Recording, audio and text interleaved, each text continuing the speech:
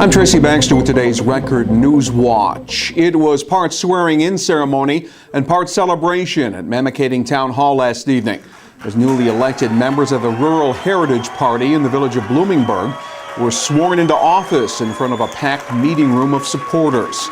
The new slate of officers, headed by new Mayor Frank Girardi, are staunch opponents of developer Shalom Lamb and his 396-unit Hasidic townhouse project. The election victory for the new office holders came following accusations of voter fraud and residency challenges that culminated in a ruling by a Sullivan County State Supreme Court judge that Lamb had violated voting law residency requirements and had attempted to stuff the ballot box.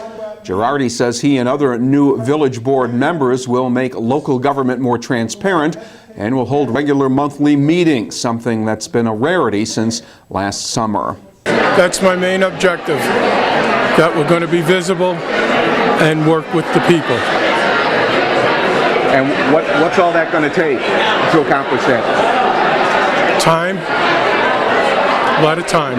The people in the village of Bloomingburg and the town of Mamakating obviously have been under assault for quite a while.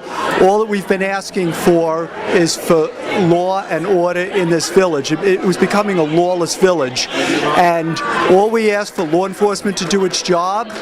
All that we asked for was for justice to be served. We had our day in court. We won. We're thrilled. We know it's not over, but we're prepared to fight. We have a major win, and the enthusiasm is just wonderful, and it just gives us hope that we will prevail in this battle.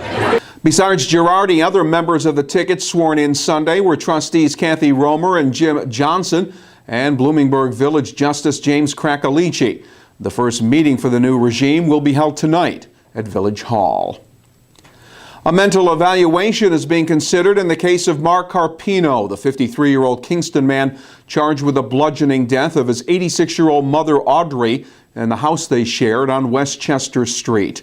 Carpino was arrested and then arraigned on the charge of second-degree murder not long after the body of Audrey Carpino was discovered in her bedroom early Saturday. Kingston police say initial indications were that Audrey Carpino had died as a result of blunt force trauma to the head. Mother and son were the only ones living in the residence. Neighbors have described Mark Carpino as troubled. Carpino's being held in Kingston City Jail pending a preliminary hearing on Friday. Bail has been set at $300,000 cash or $1 million bond for 55-year-old Kevin Linton, a New Hampton man charged with sexually and physically assaulting a woman he knew back on Friday. Town of Crawford police say Linton came to the woman's home and forcibly entered the residence. Female victim had to be treated for facial injuries at a local hospital. Linton has been arraigned on charges of first-degree rape, second-degree assault, and second-degree burglary. More legal actions come to the surface as the result of the deadly Metro-North commuter train derailment last December in the Bronx. A suit has been filed in behalf of New Windsor resident Eddie Russell, who was injured in the crash that left 4 people dead and 70 others hurt.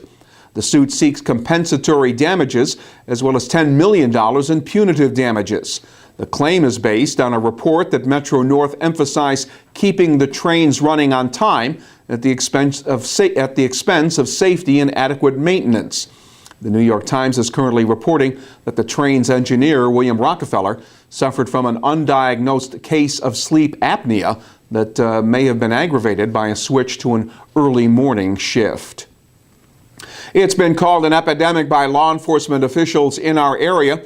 Now a state legislative task force will be holding a series of forums across the state in the weeks ahead to look at ways to deal with the sharp rise in the use of heroin. Among those selected to serve on the bipartisan task force, Hudson Valley State Senator John Bonasek. He says the goal will be to recommend better treatment and prevention programs. We're going to be outreaching. We're going to make a report to government for more corrective actions by June 1st as a result of these hearings throughout the state.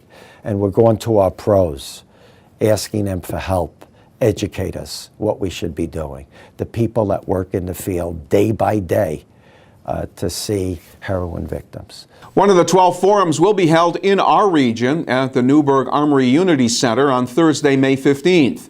In the meantime, the Middletown Cares Coalition is holding a community forum this Thursday, April 10th, on the heroin trend in the Hudson Valley. It begins at 6 p.m.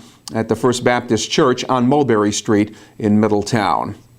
And if you get a call from someone named Jackie Franklin or Robert Davis, and the caller says you've won money in a lottery, well, don't be taken in.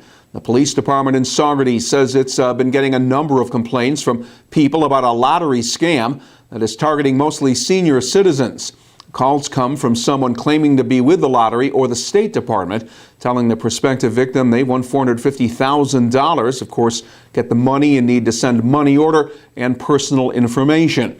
The return phone numbers used in the scam are toll-free exchanges assigned to cell phones. Anyone who has been a victim of this fraud is urged to contact their local police department to file a report on the incident. Rain could be heavy at times tonight, but the forecast calls for better weather tomorrow.